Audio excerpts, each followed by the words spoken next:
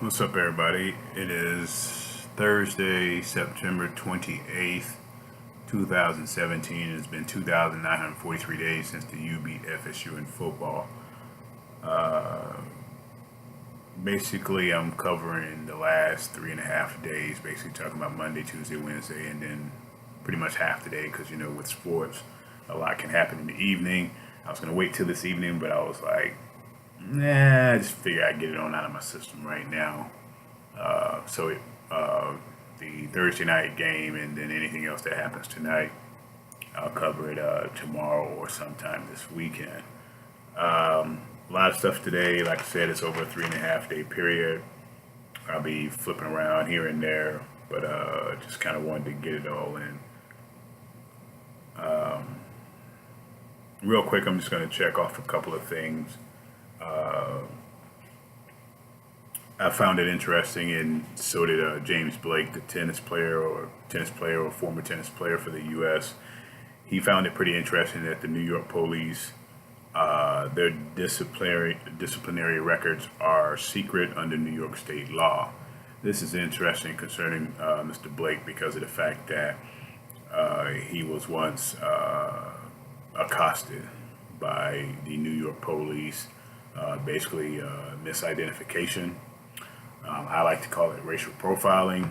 And he was basically jumped and thrown to the ground by a policeman because they said, hey, it was a black male. And I guess he was 6 feet. I guess he was light skinned. I guess he played tennis. I guess he looked like James Blake. Nevertheless, since their disciplinary records are kept secret, there's no proof that the officer was even reprimanded for his lack in judgment or lack of what he did. Originally, the defendant's lawyers wanted to just basically have a punishment as a 10-day vacation loss to the officer, meaning he would lose 10 vacation days, but basically still keep his job for what he did. And of course, that was an insult and a slap into the face of James Blake. Eventually, he was able to have them make a donation and give it towards a group that helps those who are basically put in these types of situations and try to avoid these things from happening. Again, that's a donation there by the New York police. But as for the consequences or punishment or disciplinary actions for that particular police officer, nobody will ever know if it even happened. I just thought that was interesting. So when we sit here and talk about protests and all that, and these types of things still get happening where policemen just do what they want and there's no consequences, and they're wondering why we have a problem with it. The golf world decided to speak concerning protesting, and Steve Stricker wanted to point out that his President's Cup team would not be doing any silent protests, and I'd like to thank Mr. Stricker for letting us know that his team wouldn't be doing any protests. I hate to make this black or white, but that's what this is. In so many aspects, that's what this is. Since there are no black athletes on the U.S. President's Cup golf team. Exactly. And who else knows what type of opinions they may have. Also, you're talking about golf, which has pretty much been a good old boy network. I am not surprised by the sentiments in the first place. Former President Barack Obama and Tiger Woods have been seen at the site of this year's President's Cup.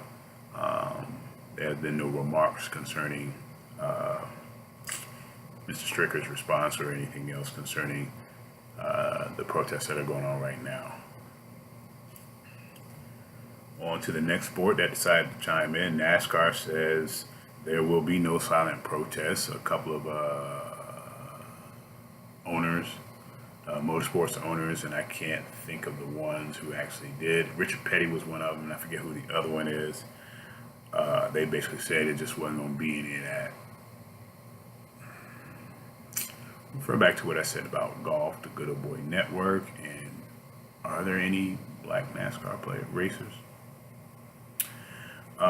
Luckily, there was a silver lining in NASCAR, which is pretty strange. Dale Earnhardt Jr. Did speak out about the comments that Donald Trump said, and basically said there was no place for that. People should have their right to freedom of speech.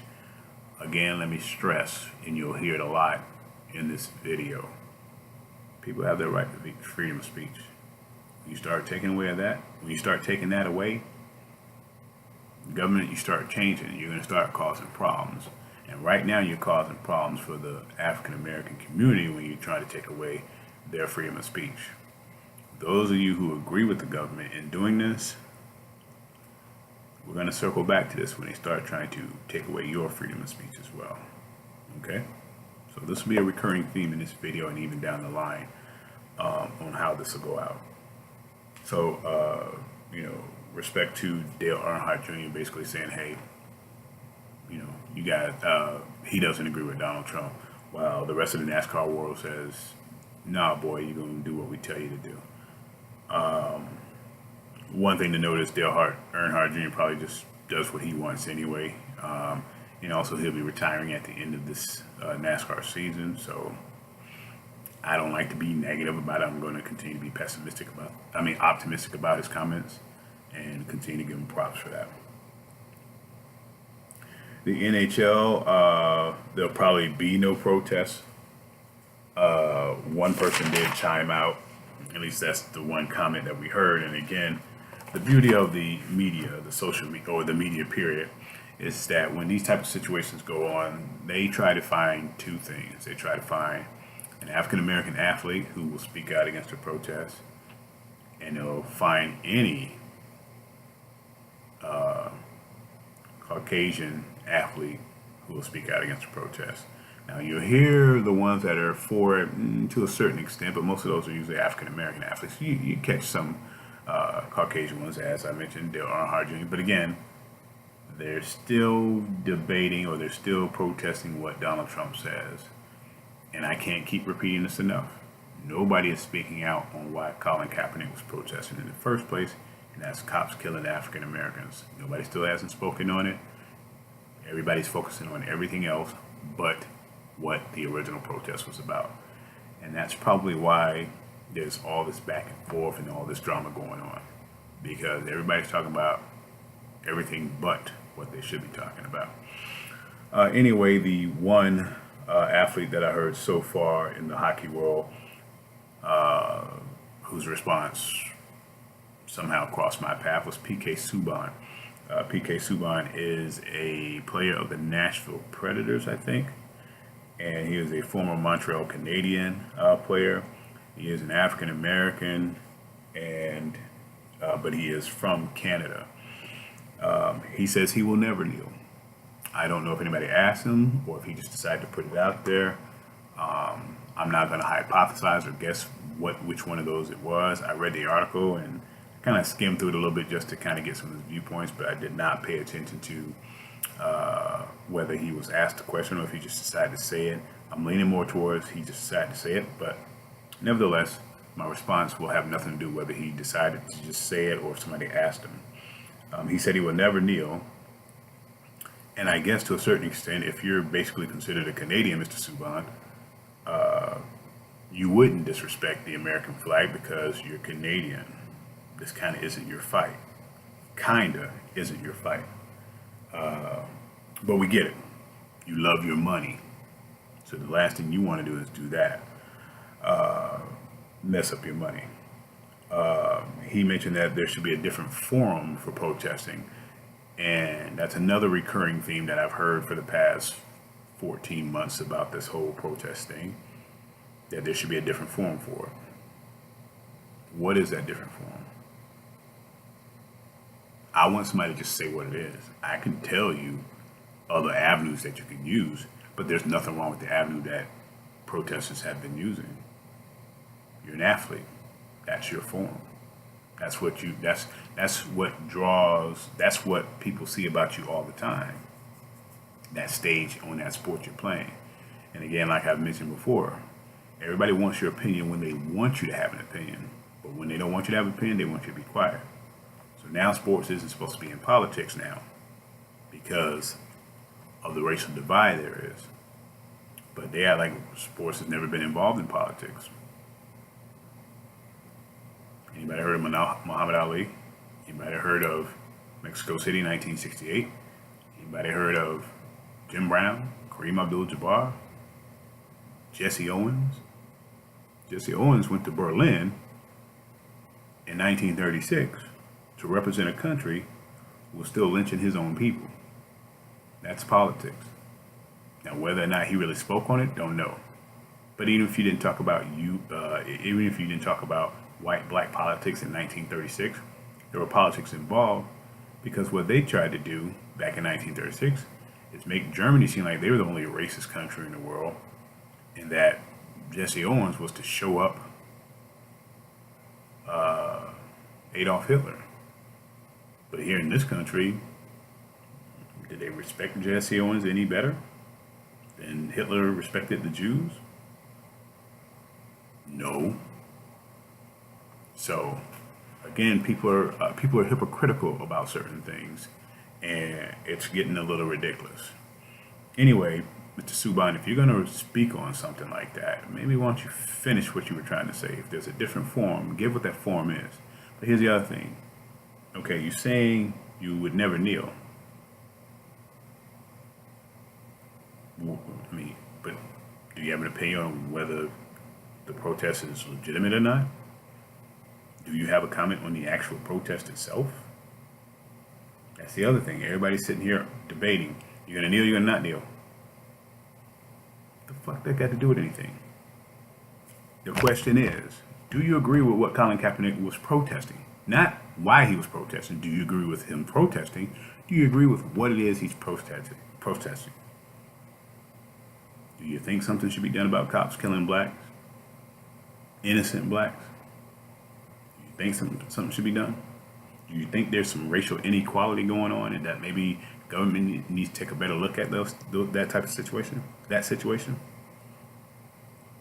Everybody's giving an opinion everybody's giving an opinion on something that has nothing on everything but what the actual topic is at hand.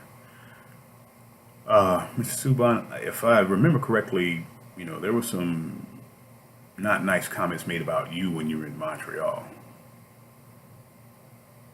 from a racial standpoint. And if I'm incorrect, I'll stand corrected. But if I'm right, maybe you should probably keep quiet. Or you can make sure that, or maybe you need to reevaluate your opinions, especially if you've experienced those type of things. White folks ain't gonna love you any better because you speak out against black people. You're still black to them. Don't care if you're from Canada, don't care if you're from Poland. You look black, they're gonna consider you black, and at the end of the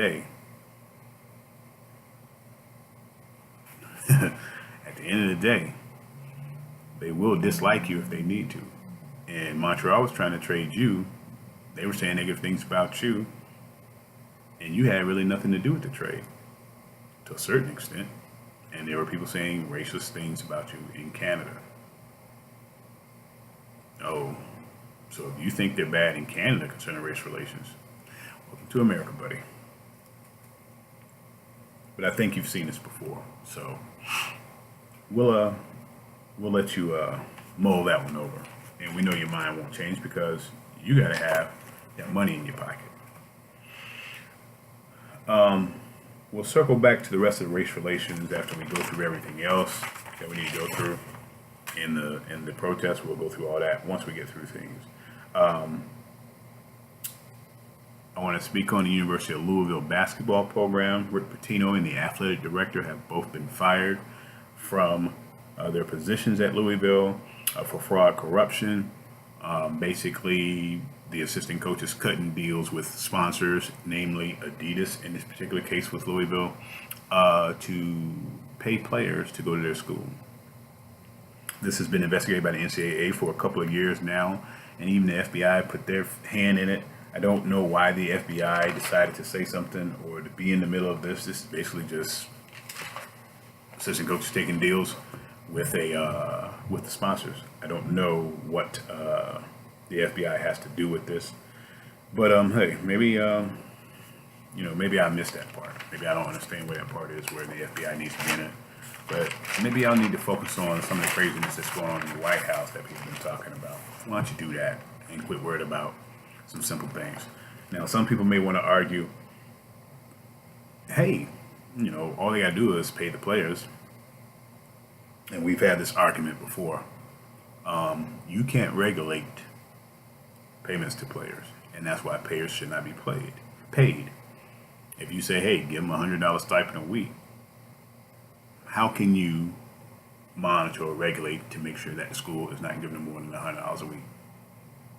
I've heard someone say, I had this debate with someone, and they said, hey, well, if you cut them a check, then that's what it's going to show on the check. That's what's given to them, $100. Really? I can't give you $100 check and hand you $100 cash money? How are you going to validate that I didn't give you more than $100? It might be a star player that says, you give me everybody $100, but I probably should get more. All the school has to do to make sure that they're not caught is just to hand them in cash. You can't regulate it. But here's the thing. Why is everybody asking to pay the players? Why aren't you doing what baseball is doing? Baseball has a minor league system. Football and basketball need a minor league system. Those players who don't want to play football, don't want to go to college, go to the minor leagues. Baseball's got it right. That's it. If you start paying college basketball and college football players, then guess what? College baseball players could stop going to the minor leagues. That hurts the minor leagues. Minor leagues get top players. They're not major league ready, but they're top players, top amateurs, and that brings in the fans. And if those top amateurs decide, all right, I'll go to college if you're going to hand me a couple $100 a week, then that could hurt them. So from a monetary standpoint, it may not work anyway. But the other thing is you can't regulate it. Number two, it actually is it. It's an optional thing. It's not a job. You shouldn't have to pay them. That's it. If they want to work, then I tell you what, don't give them a scholarship. They want to work, don't give them a scholarship. See which way is easier. But if they get a job, again, people can just hand them extra money under the table. It's a double-edged sword. You just can't do it because you can't regulate it. But if you have a minor league system, then the players can make that choice on whether they want to go play in the minor leagues, and then they ain't got to worry about all that stuff. Somebody argued, hey, well, what about the little necessities? Yes, the books and tuition are paid for, and everything they do for college is paid for, and to a certain extent, their meals are paid for, but what about all the incidentals and when they want to spend money to go out? That's where their parents come in. And they said, well, what if they come from a poor place? You didn't think they didn't have anything in their house when they were growing up? If they lived in the house with the parents, those parents would still have to now spend more money for that extra mouth or that extra body in the house. My thing is I couldn't see the difference. So I'm not saying there isn't no difference. I just can't see it. But at the end of the day, if you come from a poor town or a poor situation, and we know many that have, just like myself, maybe going to college far away may not be the best thing for you. You know what you're getting into before you go to college. You know that college only covers this. So, the college is not responsible for covering everything for you. Now, many people think so, but you can't do that. Can't do that because you can't regulate it. And at the end of the day, the big time colleges with the most money, those are the ones going to get all the athletes because they can afford to give them the money. Because if you say, hey, colleges, you can cover everything, guess what? College is going to say, all right, we're going to spend all the money we need to spend. That way we can have this top-notch program, and we're going to have the top-notch players. And it's going to be buck wild and crazy. So, in summation, get the minor leagues so you don't have this problem. Create the minor leagues, and they all go there and do what they do. And they ain't got to worry about it no more. Those who want to go to college and play college ball, be student athletes, they will do it. College baseball hasn't struggled. People watch college baseball. Everybody's happy with playing college baseball. Football and basketball, I don't know what the problem is. Don't know why you ain't got around to it. Basketball, you got the development league. What you waiting on? NFL, well, you got the arena expanded. So, y'all making like it's rocket science or that it's hard. It's not hard. Continuing on with Patino, as I mentioned, basically this was just the build-up because of the escort scandal that he had, and so it was, it's just been crazy. Some people ask, well, is the coach really responsible for all these things? I gotta say, yeah, especially when you're talking about from a basketball standpoint. You got a amount of 15 players. Football is a little tougher, 100 players. Basketball, 15 players. But you can't shout, I had no idea. You're hiring these assistants. It's your responsibility if they're not doing right. It's just like players. They're responsible when they do wrong, right? Everybody holds the players responsible if they do something right or wrong. Coaches need to be in the same situation. You hire these people, hey, if they go bad, if they go awry, you're going to have to suffer the consequences for them. It is what it is. You can't turn a blind eye to these things. You got to ask yourself, hey, that kid's going to my school now. He committed to Michigan State. Who changed their mind about playing for Tom Izzo in a big name program like Michigan State and decided to come to Louisville? You got to question that.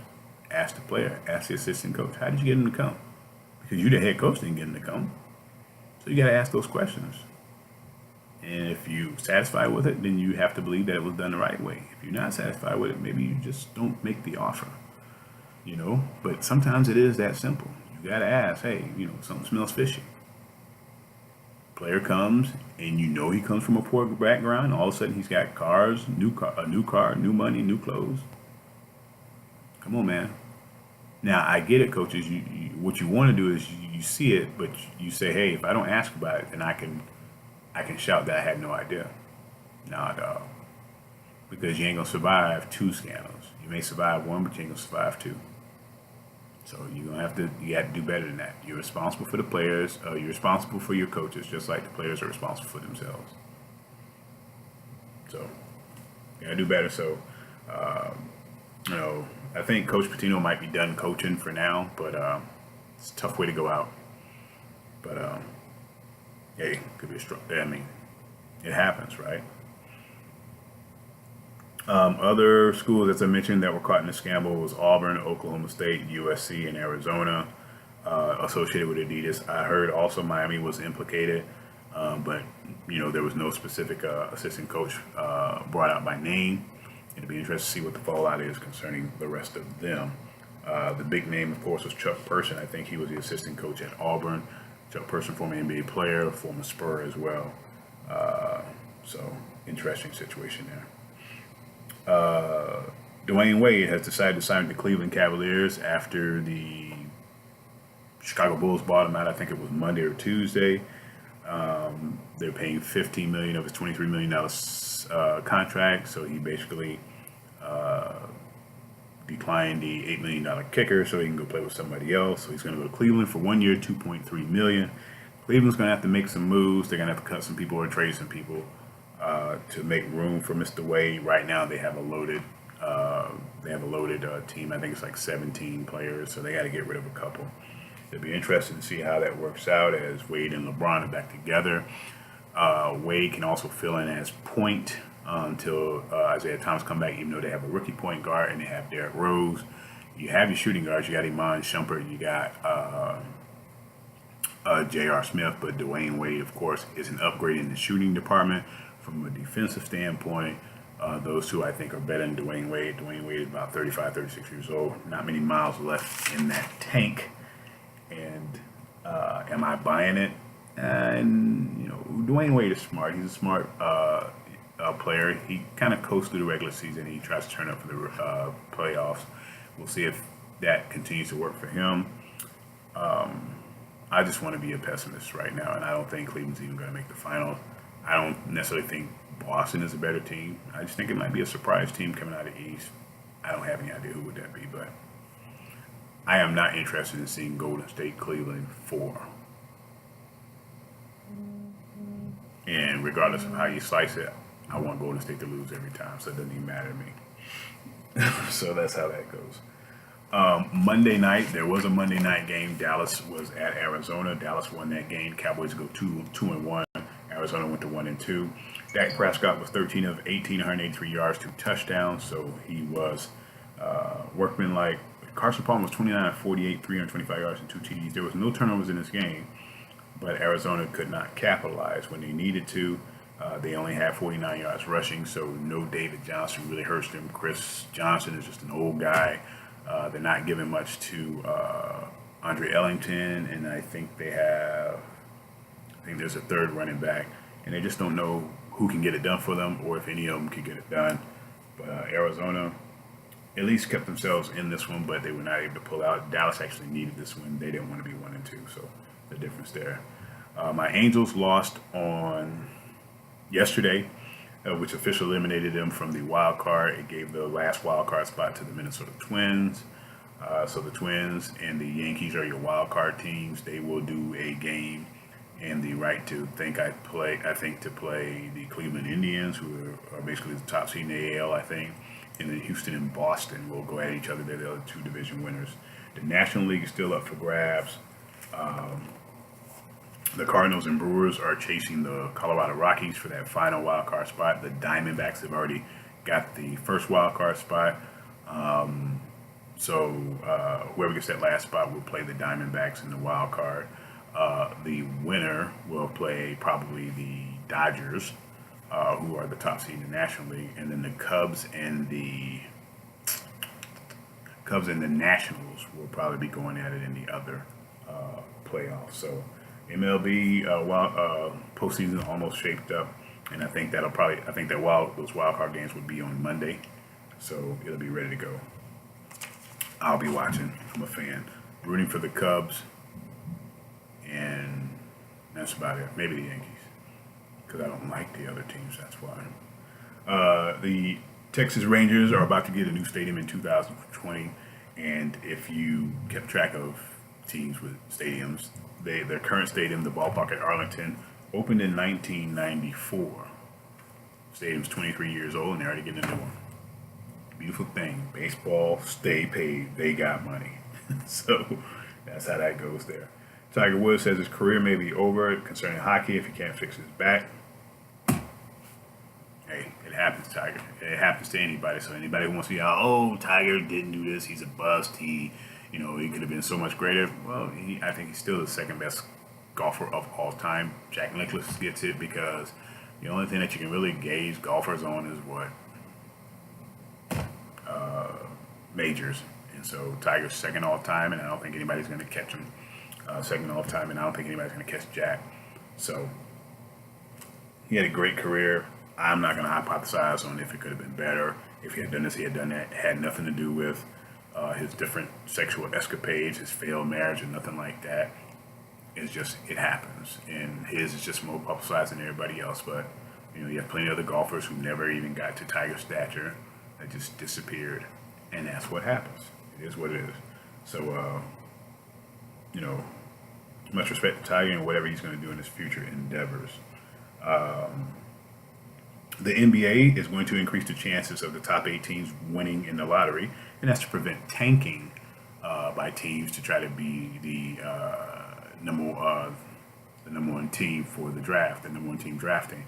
So what they're doing is they're balancing out that top 3. I think instead of it being 29% to 19% to 9%, I think they're going 14% across the board.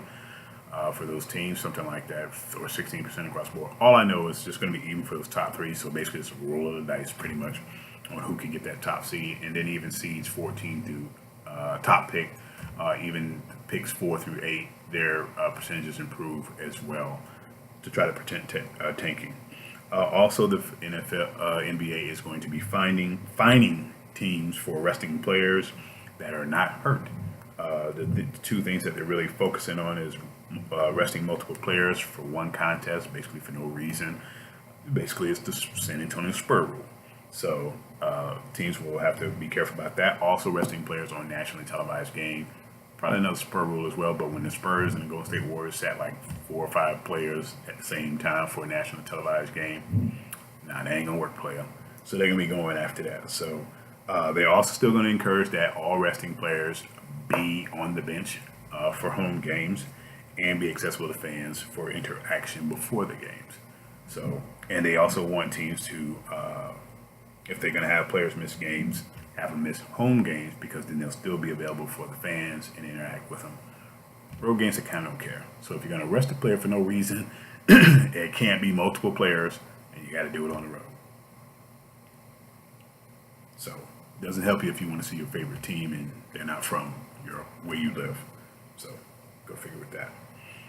Justin Timberlake is in negotiations to do the Super Bowl this year or in February. They say Janet Jackson is still banned. Let me ask you a question. Who tore the breast cover off of Janet Jackson? Was it Janet Jackson or Justin Timberlake? When you can answer that, then you probably have the next question automatically about what the hell this is. This is political.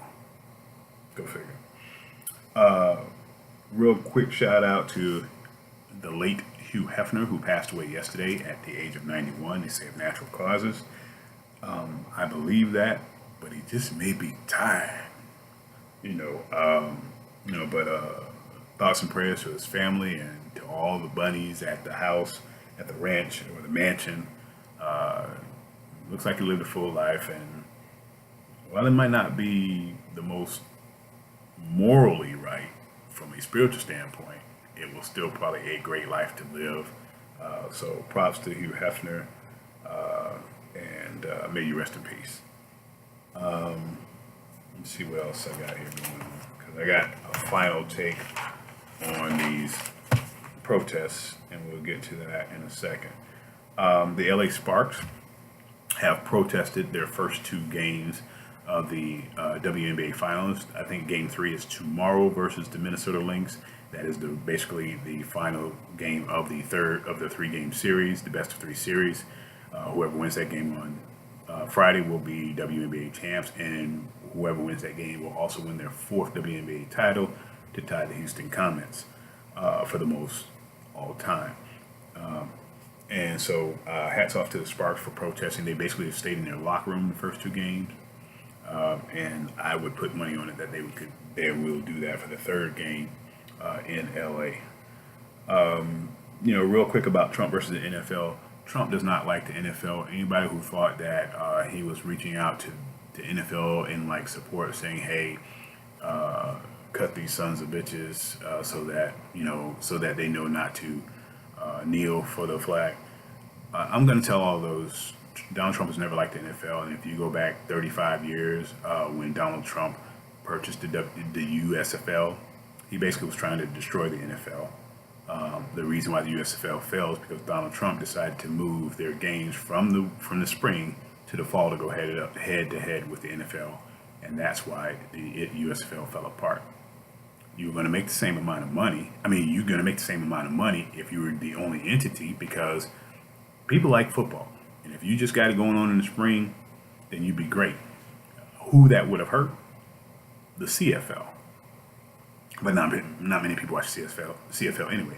But the USFL could be still going on today, and it could really help out those players who didn't want to go to college.